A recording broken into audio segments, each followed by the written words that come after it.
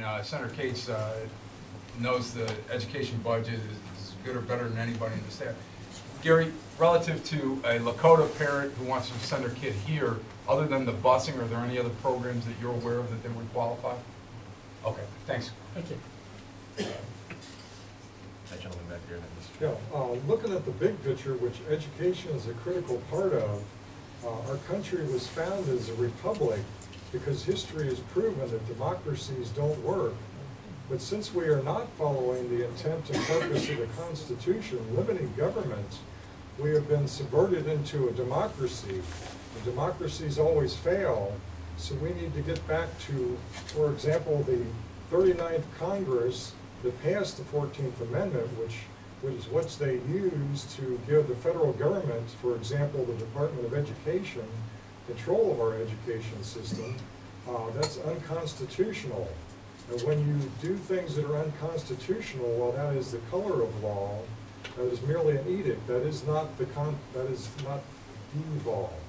So we need to get back to following these principles.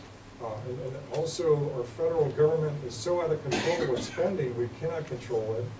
And the Department of Education is so destructive by not teaching the lessons of history and the principles of liberty that has been the principles that have guided our country to becoming a good and great country, prosperous, free, and secure.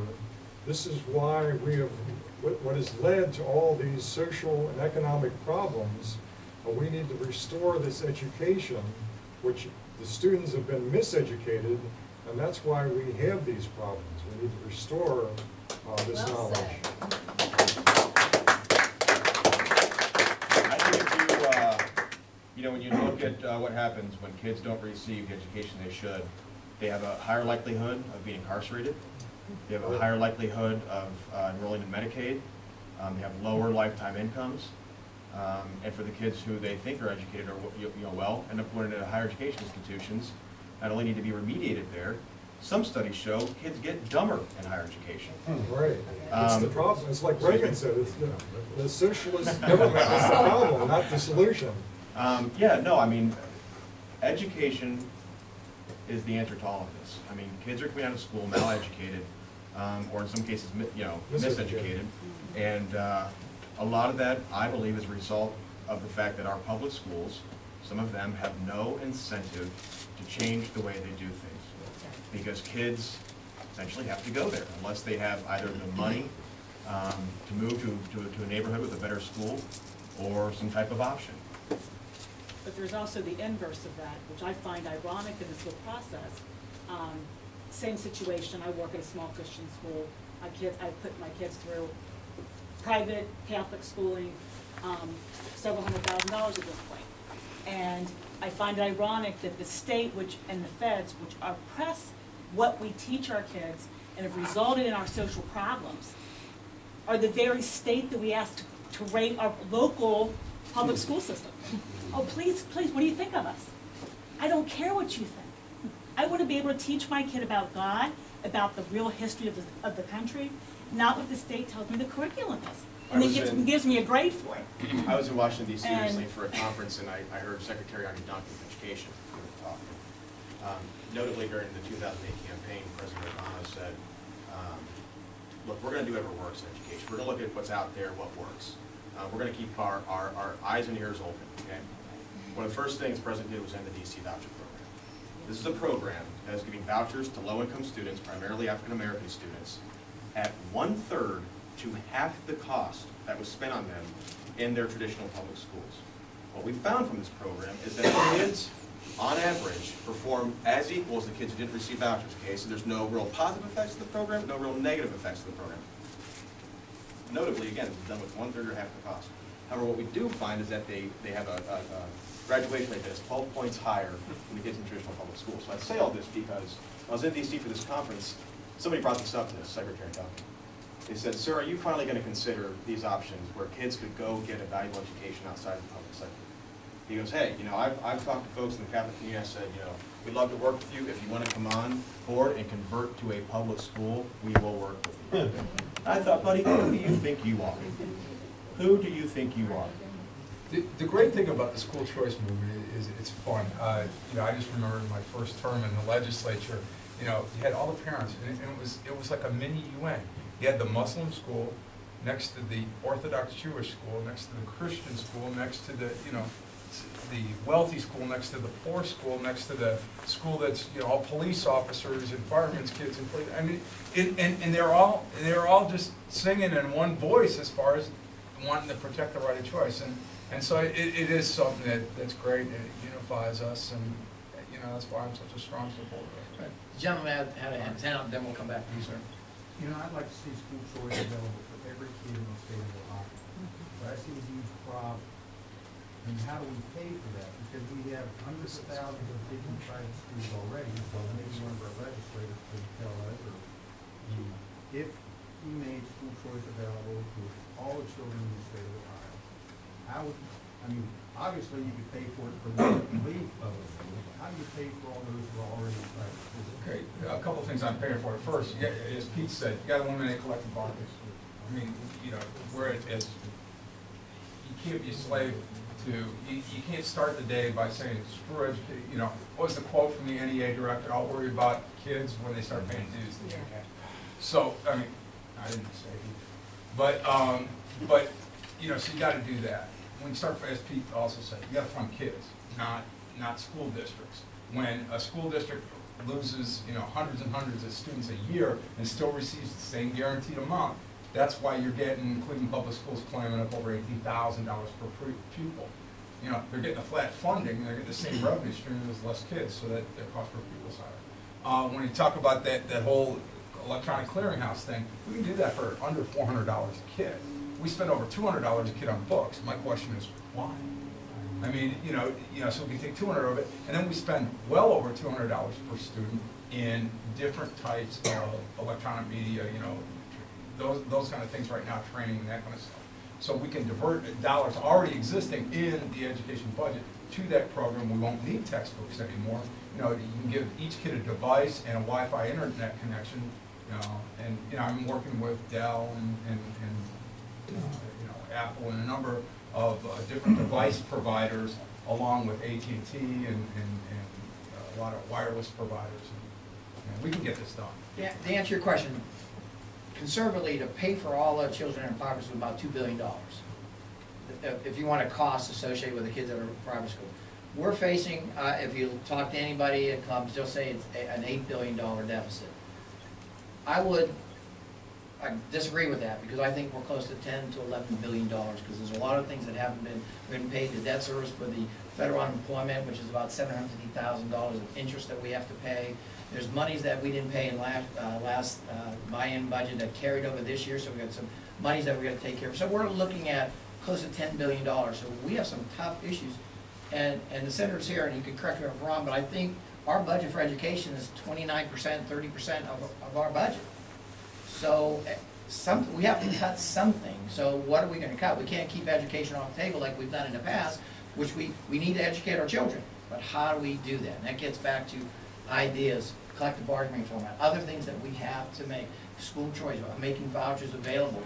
And Lakota could get the vouchers, but unfortunately their school is a highly ranked school, highly rated. So that program's not available for them. You go down to Cincinnati Public Schools, you can take advantage of school choice, ed choice down there. There's about 13,000 kids. We need to expand that. How to pay for it. So those are things, as elected officials, we need to take a hard look at. As Pete points out, you know, you talked about the mother that moved her kid, you know, he's lied about where they live to get the kids in a better school district. You get the flip side of that too.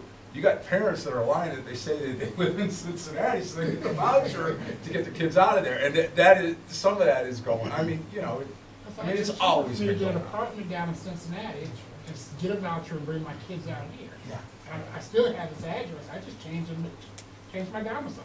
Well, and ultimately, Crazy stuff. To your point, I mean, Milton Friedman, our founder, said we need to give school choice to all children, even the kids currently enrolled in private schools. So essentially, they're paying twice, right? One in taxes for public schools not attending, one for private school tuition.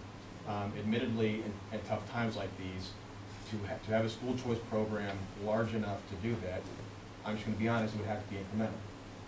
I think we'd see savings from the online learning program, we'd see savings from the collective bargaining, and from the programs that have been implemented in Florida, we've seen savings from those. What needs to happen is we need to allow public schools, current public school students to take that deal essentially. You know, take a deal at half the cost, right? So you can either stay in a public school at 100%, or we'll give you 50% or 60% or something, get out of here. There's savings, right? Those savings need to be put somewhere, and essentially, ideally, those savings would be used to then, painfully as it is, and this is what Milton said, incrementally allow the folks in private schools to receive state dollars, because, again, they are paying twice for the deal. I mean, Arizona right now has a tax credit scholarship program for free reduced price lunch kids that both public and private kids can benefit from. But it's a small, big step in the right direction. Our legislators are here, when do we want to see this legislation? June 30th of this year, when the budget has to take effect. Hopefully we'll have it done by then. School, we already have one of the most progressive school choice programs in the country. Can we advance the ball farther down towards the end zone? I think we're definitely going to try and compete. What can we do to help move that along? Tell everybody you know, and you know, swamp Columbus on those issues. And what's the day of there's a rally day up in Columbus, and come on up.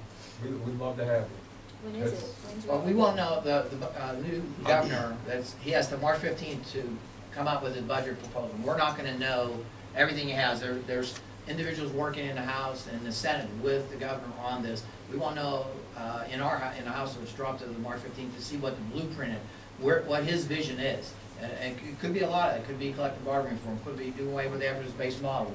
What are we replacing if we take it out? So until we get that blueprint, we really won't know how to do it. And that's why we need you to be involved.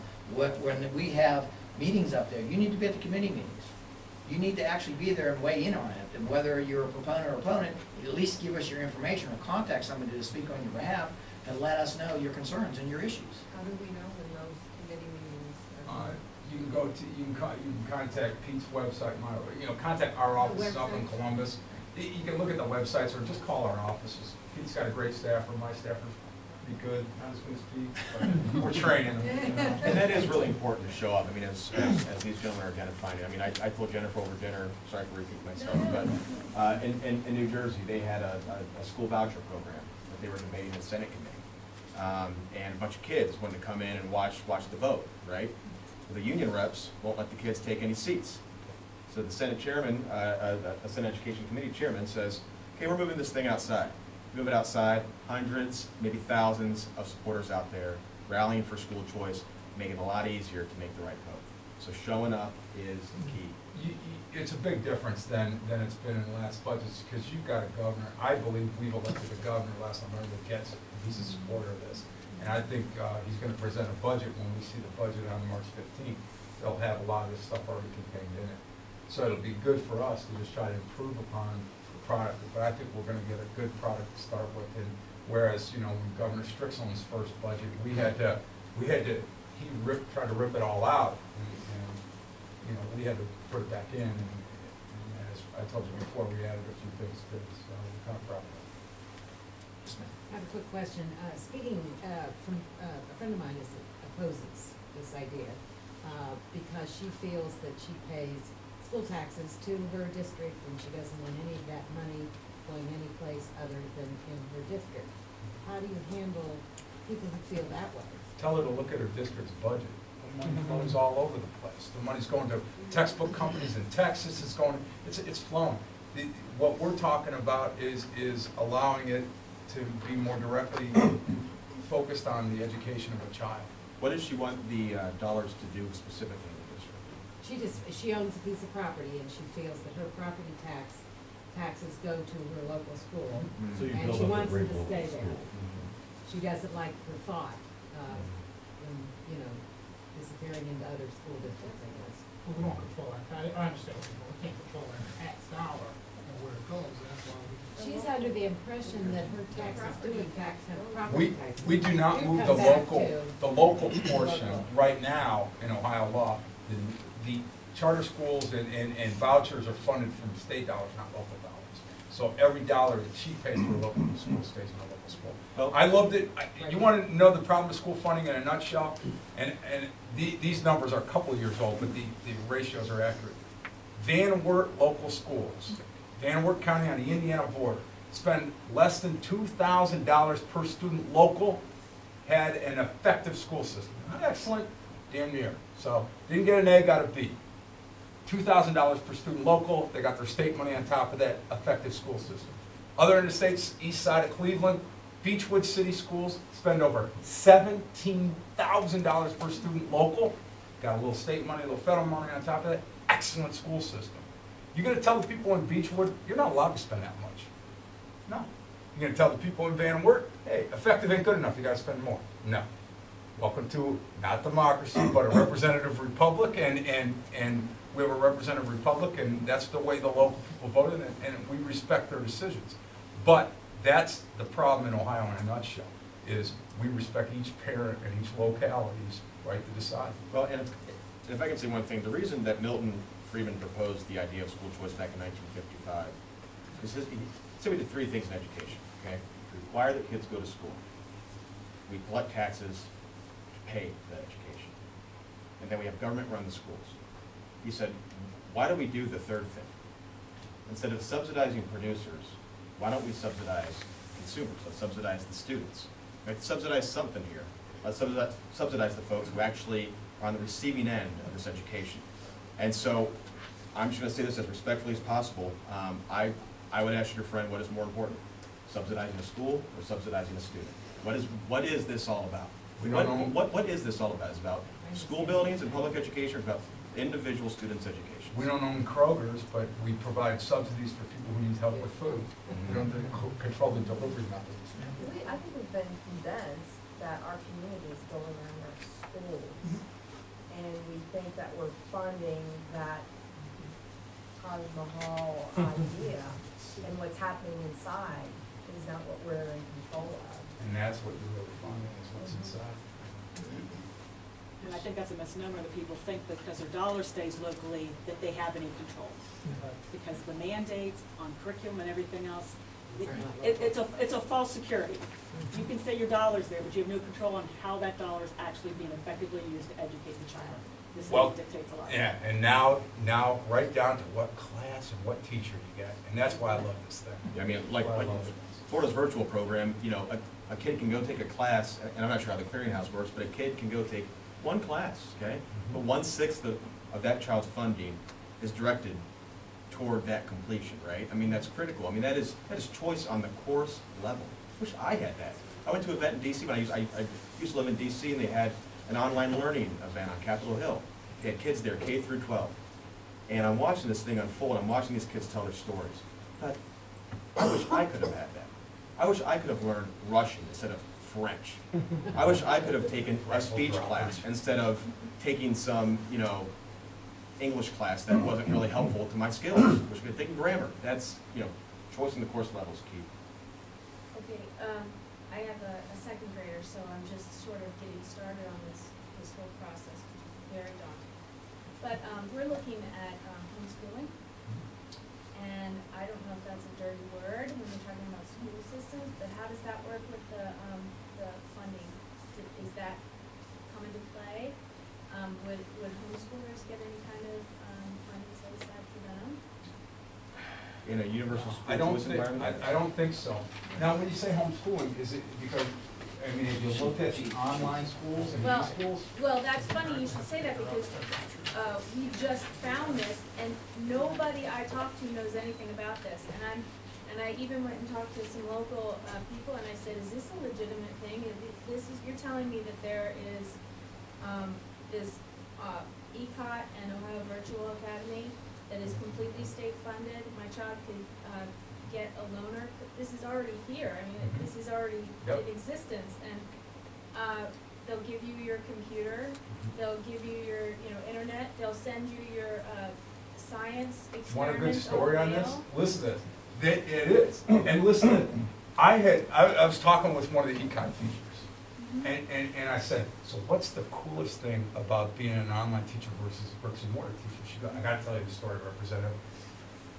You know, we don't meet the kids in person right away. We have different, you know, we talk and connect, and, you know, there's a lot of cool things that happen. You'll learn about it. Yeah. But she said, you know, I teach language arts, and I'm getting this stuff back from this one student, and I'm getting emotional just telling you, Representative, it was so great. I mean, this kid could be the next Hemingway. And I'm thinking, wow, you know, and he's just so articulate and well-spoken and well-thinking as far as analyzing different pieces and stuff. So comes the big day when you're first one-on-one. In walks this black dyed hair, gauged out ears, piercings everywhere, and that's the kid. And she goes, thank God I met that kid online first, because I would have said, no way. You know, I would have had a chip on my shoulder, but now I got to know the kid from him. You know, a lot of what we're talking about, you know, relative to this, they don't, you know, like we were saying, it can just be one class, okay? And it's a cool thing.